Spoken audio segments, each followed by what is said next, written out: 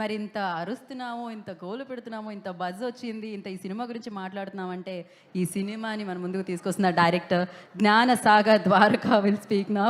అంతే కదా, మీరే కదా మాట్లాడాలి. ఎస్, నేను మాట్లాడాలా? ఓకే, మాట్లాడచ్చా? మిమ్మల్ని అడుగుతున్నా. మీరేంటి నాతో మాట్లాడడానికి పర్మిషన్ తీసుకున్నారు, మీరు వాళ్ళతో మాట్లాడాలి కదా. లేదు, సుధీర్ గారికి నేను మైక్ తీసుకుంటే భయం. వెట్రివేలు మురుగనికి అరోమర. లేదు, ఇప్పుడు నేను మాట్లాడేస్తే నేను వాళ్ళ మొహాలు చూపించలేను. నాకు ఈ సినిమా గురించి నేను ఎక్కువ చెప్పదలుచుకోలేదండి, ఎందుకంటే సినిమా చూస్తారు. ఎందుకంటే జూన్ 14th పెద్ద డేస్ కూడా లేవు, ఓ 2 daysలో సినిమా చూసేస్తారు మీరు. సో ఈ సినిమా ఆల్రెడీ సక్సెస్ఫుల్. సో ఆ సక్సెస్ నాది కాదు, నేను ముఖ్యమైన దైవం మా లార్డ్ మురుగన్కి ఆ సక్సెస్ డెడికేట్ చేస్తున్నాను నేను. సో దీని తర్వాత నేను సినిమా గురించి నేను పక్కా సక్సెస్ మీట్ ఉంటుంది ఈ సినిమా. ఆ రోజు నేను మాట్లాడతా సినిమా తర్వాత. ఈ సినిమాకి నాకు వెనక నిలిచిన మా వాళ్ళు కొంతమంది ఉన్నారు, వాళ్ళ మొహాలు ఎప్పటికీ ప్రపంచానికి తెలియకుండా ఉంటుంది. సో ఆ తప్పు నేను చేయదలుచుకోలే.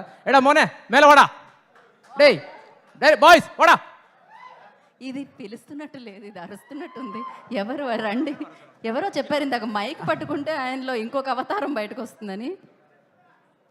రండి. అవునా?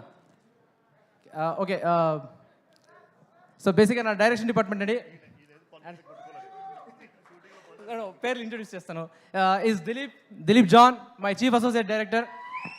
సో తర్వాత మున్నాడి వాడా, సో సారీ, శ్రీవాస్తవ్ మా అసోసియేట్, వెంకట్ మా అసోసియేట్, అండ్ మ్యాగీ మా associate. So assistant directors Shivakrishna, Vinay. So ఇలాంటి ఒక సినిమాకి నిజం చెప్పాలంటే అదే అందరూ సినిమా వాళ్ళే కాబట్టి తెలుసు, ఒక 12 మంది 14 మంది పనిచేస్తారు. లిటరల్గా 2000 మంది సెట్లో ఉన్నప్పుడు కూడా వీళ్ళే అండి, నా టీం వీళ్ళే హ్యాండిల్ చేశారు. అసలు అది వాళ్ళ ఎఫర్ట్స్ నేను దాచుకోలేదు, అందుకే చూపించాలనుకుంటున్నా. సో ఇప్పుడు ఏంటంటే ఎలాగో వాళ్ళు క్లోజప్ లేరు కదా, సో నేను మాట్లాడుతున్న వెనకాల కనిపిస్తుంటారు, ప్రపంచానికి వాళ్ళకి తెలియాలి. అరే ఇంకే ఎరగడా. సో ఈ సినిమాలో అందరి గురించి ఒక్కొక్క ముక్క మాట్లాడేసి వెళ్ళిపోతాను. బేసిక్గా ఈ సినిమా మొదలైంది ఎక్కడి నుంచి అంటే, హరోమర స్క్రిప్ట్ రాసుకున్న తర్వాత నేను సుధీర్ గారిని కలవడం జరిగింది. సుధీర్ గారు కలిసిన తర్వాత నేను ఒకే నరేషన్ ఇచ్చాను, ఈ సైడ్ ఎస్. ఆ తర్వాత చిన్న చిన్న డిస్కషన్స్ అవి జరుగుతున్నాయి కానీ బట్ ఫిక్స్ అయిపోయాం. నేను స్టోరీ నరేట్ చేసేటప్పుడు నేను మామూలుగా కళలు చూస్తుంటాను, వర్కౌట్ అవుతుందా లేదా బిస్కెట్ అవుతుందా అని. సో ఫస్ట్ 25 minutesగా నాకు అర్థమైపోయింది హీజ్ మై సుబ్రహ్మణ్యం అని.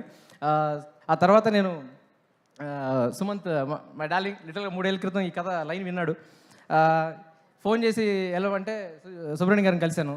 ఆయన ఇచ్చిన లుక్ నాకు అసలు ఇప్పటికీ మర్చిపోలేకపోతున్నాను. వీడేంటి ఇలా ఉన్నాడు అన్నాడు. సో అంటే సెహరీ అనేది చాలా క్లాస్గా ఉంటుంది. ఆ సినిమా తీసినట్టు అంటే కొంచెం ఏదో పాష్గా ఉంటాడు అనుకుంటే నేనేమో రుద్రాక్షలు వేసుకొని చాలా మాస్గా ఇంటికి వెళ్ళాను. సో కథ చెప్పిన తర్వాత ఇమీడియట్గా ఇస్తాడు ఎస్. సింగిల్ నరేషన్లో కథ ఓకే అయిపోయింది. దీని తర్వాత మా జర్నీ స్టార్ట్ అయిన తర్వాత నేను ఇది చాలా సపోర్ట్ సిస్టమ్ అండి. ఏంటంటే ప్రొడ్యూసర్ నుంచి నేను అడిగిన ప్రతి ఒక్కరు నాకు ఇచ్చారు. My DOP Sehari first cinema చేసాము కలిసి. సో ఆ రామ్ కామ్ చేసిన తర్వాత ఇలాంటి సినిమా చేయాలి అంటే చాలామంది నమ్మరు. సో నేను అడిగాను కాబట్టి ఇచ్చేశారు ఫాక్సీని. అదేవిధంగా మా ఎడిటర్ రవితేజ గిరిజాల, మావాడు ఎక్కడ మాట్లాడు కనిపించలేదు కూడా ఇప్పుడు. ఓకే, సో మావాడు నేను అడిగిన వెంటనే తన్ని అలాగే ఇచ్చారు. నేను ఎక్కడో డిఐ కొచ్చిలో చేయాలంటే దానికి ఎస్ చెప్పారు. సౌండ్ డిజైన్ చెన్నై అంటే దానికి ఎస్ చెప్పారు. నాకు తెలియదు అసలు ఇంత ట్రస్ట్ ఎలా ఉందో. నాకు నిన్న నైట్ బన్నీవాస్ గారు ఫోన్ చేసి, అది ఇలాంటి ప్రొడ్యూసర్లు దొరకడం అదృష్టం, అసలు నాకు ముచ్చటేసింది దాన్ని చూస్తే. నేనైతే ఈ సినిమా నేను కథ చెప్తే చేయలేను, ఎందుకంటే ఇంత పెద్దగా ఉందండి క్యాన్వాస్. వీళ్ళు ఎలా నమ్మేశారు మిమ్మల్ని అంటే, కేవలం కథని నమ్మి ఇంత ఇన్వెస్ట్ చేయాలంటే నిజంగా చాలా ప్యాషన్ ఉండాలి. సార్ ఎప్పుడు చెప్పలేదు మీకు ప్రేమగా, thank you sir. So Subrahmanyam గారిలో మాట్లాడాలంటే నిజంగా 2 పెగ్గులు మందేసి మాట్లాడాలి, అంత ఆనెస్ట్గా మాట్లాడాలంటే. So okay, coming to my దళపతి సుధీర్ బాబు గారు.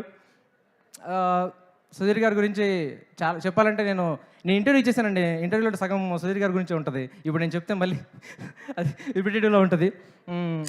ఎలా అంటే నాకు సుధీర్ బాబు గారి పేరు నేను నా ఫోన్లో నేను సార్ అని పిలుస్తుంటా ఊరికే పేరుకి పైకి ఫోన్లో నాది సుధీర్ బాబు అన్న అని సేవ్ అయి ఉంటుంది. Is like my brother. So నేను చాలాసార్లు అనుకున్నాను, అలవాటు అయిపోయింది కూడా పిలవలేకపోతున్నాను సార్ లిటరల్గా. చాలాసార్లు అనుకున్నాను సినిమా చేయకముందు చాలా పొటెన్షియల్ ఉన్న హీరో, మంచి కథ పడలేదేంటి అని చెప్పి చాలామంది చెప్పారు.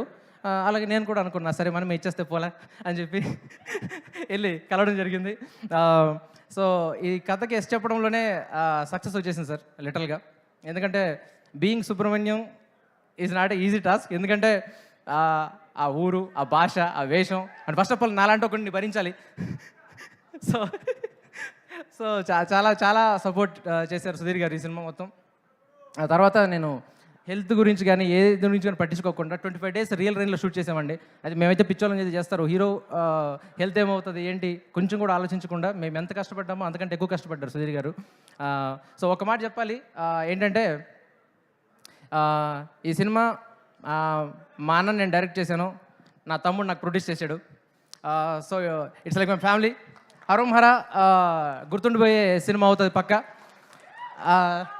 నేను పోస్టర్స్ మీద చాలాసార్లు వేశాను మాస్ సంభవం అని చెప్పి, సుధీర్ బాబు మాస్ సంభవం అని. ఊరికే వర్డ్ కాదు, I really mean it. It's going to be mass సంభవం ఫర్ షూర్. 14th June థియేటర్లోకి రండి, కుమ్మేసుకుందాం. సూపర్ జ్ఞానసాగర్ గారు, and thank you so much. డెఫినెట్గా